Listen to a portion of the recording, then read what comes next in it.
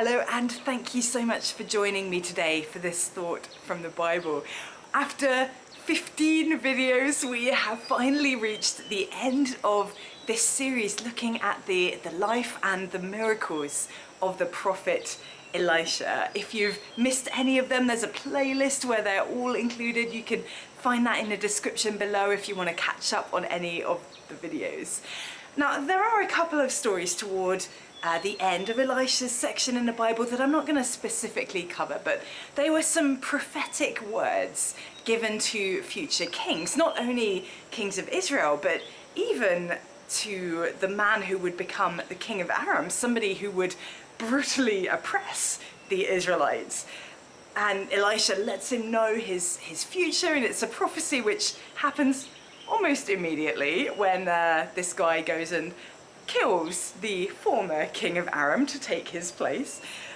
You can read all about those stories in 2 Kings chapter 8 and 9, where we see that all of the words that Elisha speaks prophetically come true. But then we don't hear from him for a little while. Not until 2 Kings chapter 13, where we read, "Now Elisha had been suffering from the illness from which he died." And the king of Israel, Jehoash, comes to visit Elisha on his deathbed, pleading for the army of Israel, who once again faces potential annihilation from the Arameans.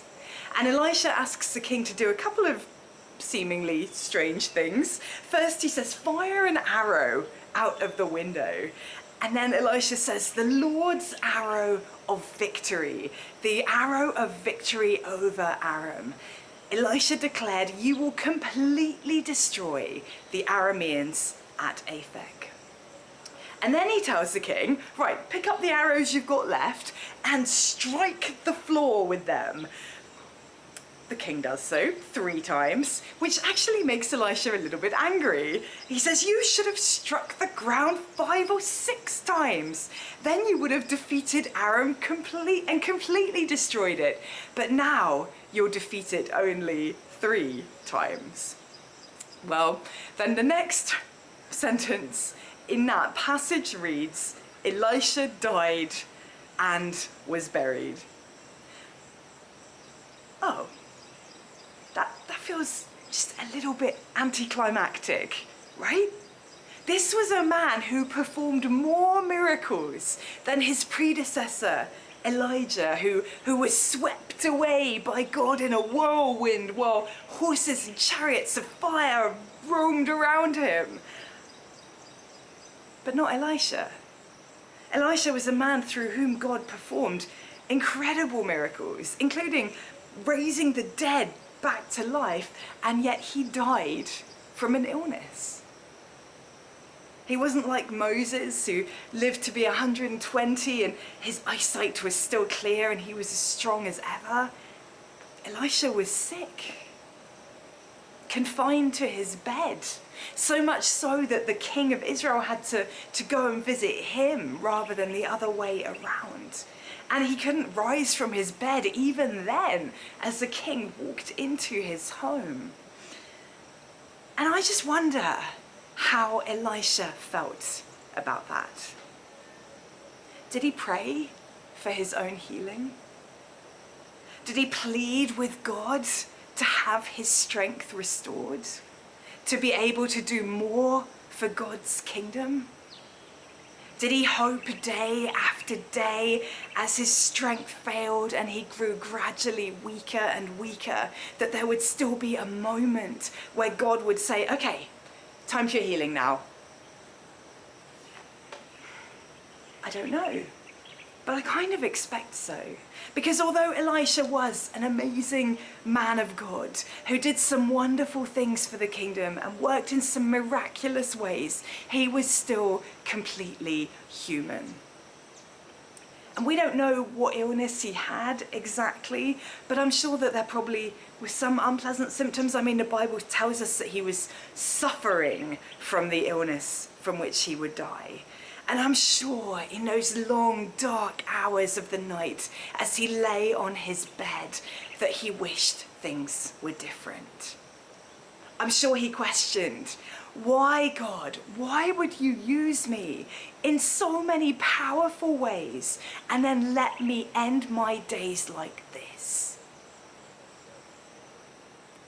We don't know for sure. The Bible doesn't tell us. But I think that we've all been there when we've been sick, when we've been unwell, when we've been battling with something that doesn't feel nice in our lives. Just these last couple of weeks, I've had a horrible cold with a chesty cough I've not been able to shake. And I've found myself feeling a bit miserable from time to time and asking, why would you let this happen right now, God? Don't you realize that I have a book to publish in a couple of weeks? And I've got a new Bible study to put together and to lead. And I've got these videos to prepare. Can't you do something about this? It's kind of the common human reaction, I think. And we can know in our minds full well that God has some kind of purpose, that he is working things together for our good, and that if we're in this situation, there's probably a reason for it, that we're learning to trust in him, learning to lean on him, and yet still have those moments where we feel a little bit frustrated and angry and doubtful and wondering what God is doing in our situations. And we're not alone when we feel like that. In 2 Corinthians chapter 12, we hear the Apostle Paul say that I was given a thorn in my flesh, a messenger of Satan to torment me. 3 times I pleaded with the Lord, not just asked, but pleaded with God to take it away from me. But he said to me, my grace is sufficient for you. For my power is made perfect in weakness. Therefore, I will boast all the more gladly about my weaknesses, so that Christ's power may rest on me. Now, if the Apostle Paul could plead with God to take this thorn away, we don't know exactly what it was. A lot of people do think it might have been some kind of illness or disability. We don't know exactly, but whatever it was, Paul pleaded with God to have it removed from his life. And if he could do that, then I'm pretty sure Elisha probably did as well. Why didn't God heal Elisha? Honestly, I don't know. He could have. Certainly he could have. Throughout scripture we see God's healing power, his incredible restoration.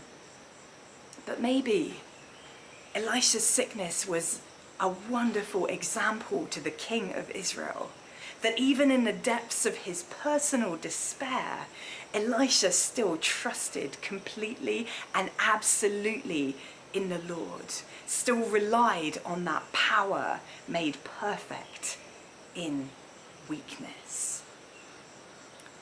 Perhaps it's a great example to us, thousands of years later, that no matter what state you find yourself in now, healthy or sick, active or bedbound, God can still use you in an incredibly powerful way. I mean, just think of how the king must have felt seeing this man bedridden, sick, and yet getting so angry that he didn't strike the arrows on the ground enough, because even in that state, he was so passionate that the people of Israel would come back to their God, that the deliverance of Israel would come, and he was angry at the king for not doing enough to make that happen. What if our passionate prayers, even from a position where we feel helpless and useless, could change the world? We have no idea how powerful those prayers that we make are. And maybe it's only in taking an enforced break from the busyness of life that will give you the time to put those powerful prayers into practice, and to get angry, to get excited, to start expecting that God is going to do some things in the country where you find yourself. whatever the reason, it seems that the last miracle that Elisha probably hoped for never happened. He wasn't healed. In fact, he never even got to see the fulfillment of that final prophecy, unlike all the others that he spoke in his life, that the Israelites would have 3 victories over Aram. And yet, he had complete faith that God would come through for his people. And isn't that just the wonder of the gospel message right there? We can face difficulties right here and right now, sickness and trial and trouble, and yet still have full and complete assurance in the miracle of our eternity, won for us at the cross. But I wonder, after Elisha died, if the Israelites kind of forgot that prophecy that he'd made. Or maybe they thought, well, Elisha's gone now, what hope do we have? But God had not forgotten that prophecy.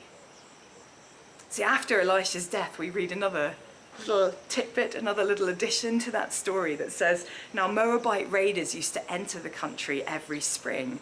And once, while some Israelites were burying a man, suddenly they saw a band of raiders, so they threw the man's body into Elisha's tomb. And when the body touched Elisha's bones, the man came to life and stood up on his feet. Now, Elisha's bones didn't bring that person back to life. They weren't some kind of holy, miraculous relic. If they were, I'm sure there'd have been like a long line of people waiting outside that tomb to throw the bodies of their loved ones in. No, that wasn't what happened. It was the power of God who brought that person back to life. And it was the power of God reminding his people that he had not forgotten them. That Elisha himself may be gone, but that the words God had spoken through him certainly were not gone. That the power of God to fulfill his promises continued. What a guy Elisha was. In his life and in his death, he glorified God. When things worked out the way he wanted to, the way he expected to, and when they didn't, he continued to follow and to trust in the Lord Almighty. And we can do the same today. What a great reminder that is for us.